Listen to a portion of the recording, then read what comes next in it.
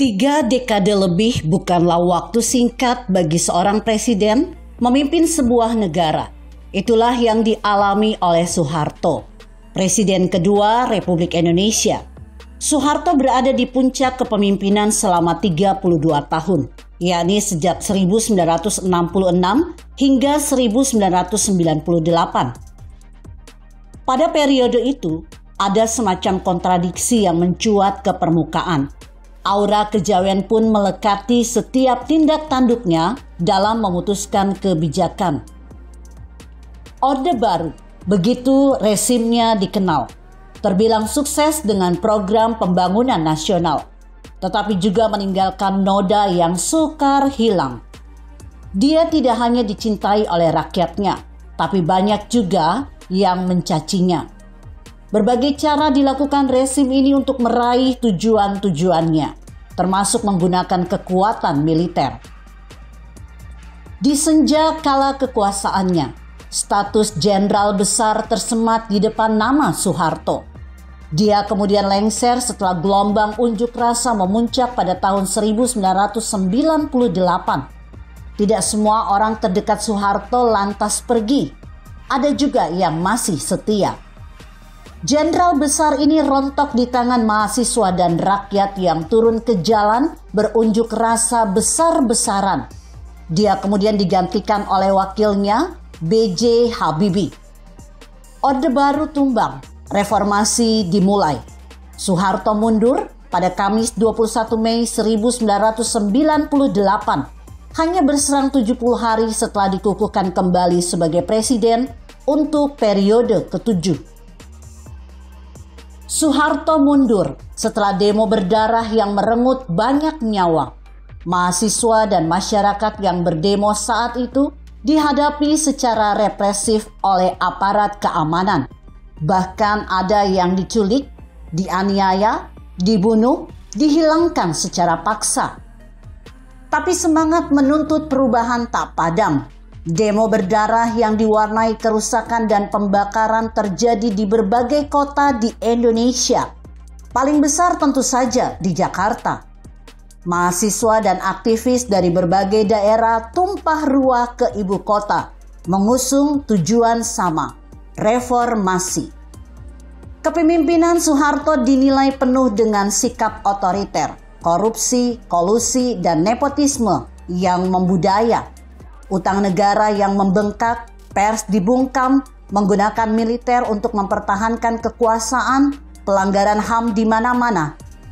Puncak demo adalah mahasiswa berhasil menduduki gedung DPR MPR RI di Senayan, Jakarta.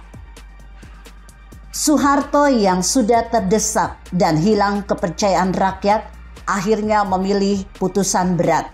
Soeharto mengumumkan pengunduran dirinya di istana. Dia mengaku sangat sulit menjalankan tugas dengan kondisi seperti saat itu. Dari kepemimpinan B.J. Habibie, Abdurrahman Wahid alias Gus Dur, hingga Megawati Soekarno Putri, belum juga bisa memulihkan perekonomian yang porak-poranda ditinggalkan Soeharto. Tidak ada yang bisa mereka perbuat untuk bangsa ini, terkecuali berusaha memulihkan politik dan ekonomi yang kala itu belum stabil. Kemudian pada tahun 2004, ketika Susilo Bambang Yudhoyono SBY terpilih menjadi presiden ke-6, rakyat menaruh harapan besar agar negeri ini bisa pulih kembali menjadi negeri maju dan berkembang. Namun harapan itu tinggal harapan. Korupsi pun malah mewarnai selama 10 tahun SBY memimpin negeri ini. Beberapa kader Partai Demokrat justru banyak yang terlibat korupsi. Dan inilah realita yang tidak bisa dibantah oleh siapapun. Meski para kader Demokrat berusaha memolesnya dengan berbagai alasan politik, tapi faktanya lain dari yang mereka sampaikan. Akibatnya pada pemilu 2014 suara Partai Demokrat jatuh menjadi 10,9%, yang tadinya pada pemilu 2009 sebesar 20,85%, dan pada tahun 2019 anjlok lagi menjadi 7,7%. Nah, pada Pilpres 2014, Sosok yang dianggap pelangap-pelongo, ndeso, kurus krempeng, kemudian dipercaya oleh rakyat Indonesia menjadi presiden. Sulit dipercaya jika Jokowi jadi presiden. Sebab dilihat dari penampilan fisiknya, tak sehebat harapan masyarakat umum yang mungkin mengidamkan pemimpin yang gagah perkasa. Jokowi memang kurang keras kalau bicara. Jalannya juga kurang hebat seperti Prabowo Subianto yang berlatar belakang militer. Namun Jokowi dinilai memiliki syarat utama untuk menjadi pemimpin harapan, yakni keikhlasan dan keseriusan untuk membenahi berbagai permasalahan yang dihadapi bangsa Indonesia. Jokowi hanya anak desa yang memulai kerja dan karir politiknya dari sebuah desa di Provinsi Jawa Tengah dengan penuh keikhlasan dan kesungguhan hati. Sikap ikhlas dan kesungguhan hati yang dimiliki Jokowi menjadi dasar filosofis bahwa berbuat kebajikan akan berbalas dengan kebajikan pula. Dasar filosofi tersebut telah menunjukkan hasil dengan kesuksesan membangun kota Solo ketika ia menjadi wali kota 2 periode dan kemudian dipercaya untuk memimpin pembangunan di Jakarta. Selain unsur keikhlasan, konsep revolusi mental yang diusung Jokowi menjadi inti dari gerakan perubahan. Tidak sedikit para konglomerat terusik dengan Jokowi. Yang paling menonjol adalah keluarga Cendana yang hartanya mulai dipreteli satu persatu. Harta tersebut diperoleh semasa kejayaan ayah mereka, Soeharto, berkuasa. Tapi Jokowi tak pernah takut sedikit pun. Meski konon kabarnya mereka menggunakan tangan-tangan kelompok Islam radikal untuk menyerang Jokowi. Jokowi justru makin beringas. Bahkan baru-baru ini para Kapolda maupun Kapolres yang mendekati organisasi garis keras, Jokowi langsung tegur untuk menjaga wibawa kepolisian. Tak ada lagi baginya yang namanya pencitraan, mengemis untuk mendapat dukungan. Tidak ada lagi kata toleransi jika atas nama bangsa dan negara.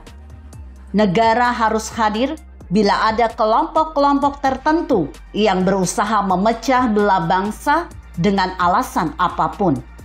Tidak ada tawar-menawar bagi mereka yang punya kepentingan pribadi atau kelompok yang sengaja merusak NKRI.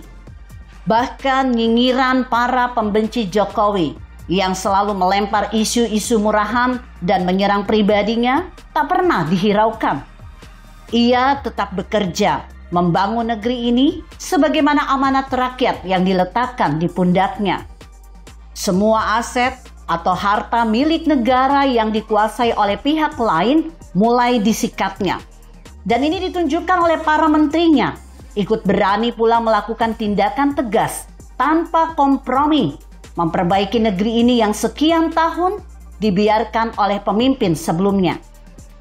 Maka jangan coba-coba melawan Jokowi, pasti disikatnya jika bertentangan dengan aturan negara.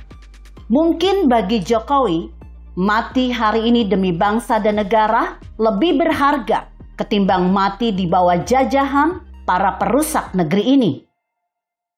Jika para pahlawan rela berkorban nyawa dan darah untuk merebut negeri ini, maka saat ini kita dituntut berkorban untuk mengisi negeri ini menjadi makmur dan sejahtera. Begitu kira-kira. Bagaimana menurut Anda? Jika Anda berpendapat lain, berikan komentar Anda di kolom komentar. Saya Emma, Karisma 90.